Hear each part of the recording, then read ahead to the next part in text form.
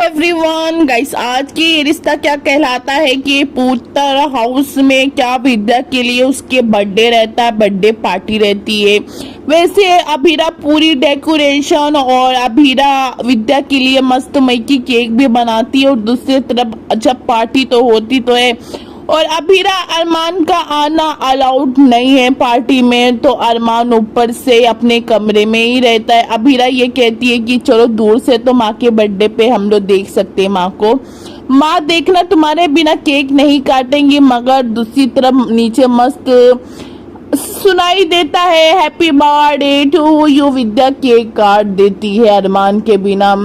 तो वैसे फिर अरमान ये कहता है कि माँ की हम दोनों पे नजर पड़ गई तो माँ का ये पूरा दिन बेकार हो जाएगा, तो इसलिए मैं नहीं जाना चाहता माँ के बर्थडे पार्टी पे। जब अभीरा ये कहती है कि दूसरी तरफ मनीषा विद्या से ये कहती है कि अरमान और अभीरा को नीचे बुला लो जिटानी साहब। तो वैसे फिर सब मेहमान अभीरा अरमान को पूछ रहे हैं, तो विद्या ये कहती है कि जो पूछ रहे हैं उन्हें सच बता दो कि उन दोनों से मेरा रिश्ता नहीं है। इस तरीके से अब विद्या तो मस्त मई की केक काट लेती है, मगर दूसरी तरफ अभीरा फिर अरमान को फोर्स करती है कि अरमान जाके माँ को थोड़ा सा तो केक खिला दो, मैंने बहुत मेहनत से कैरेट वाला केक बनाया है। तो अरमान सुन के वैसे फिर वहां खड़ा हो जाता और कहने लगता है कि माँ को तो एनर्जी है।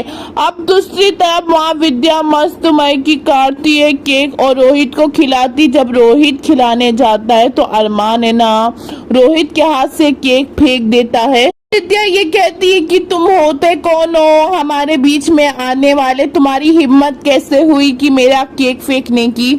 विद्या ये कहती है कि रोहित इसे कह दे कि ये मुझ पर अपना हक खो चुका है, अब तुझ पे तेरा हक ना छीने। तो अभीरा कहती है कि अरमान किसी का हक छीनने नहीं आया है, सिर्फ आपको बचा रहा था। माँ आपको अखरोट से एनर्जी है ना, तो मैंने केक बनाते समय डाल दिया था। तो वैसे विद्या ये कहती है कि केक तूने बनाया है, मैंने मना किया था कि मेरी पार्टी में, मेरे कुछ फंक्शन में, मेरे कुछ डेकोरेशन में मेरे केक में तू हाथ नहीं लगाएगी।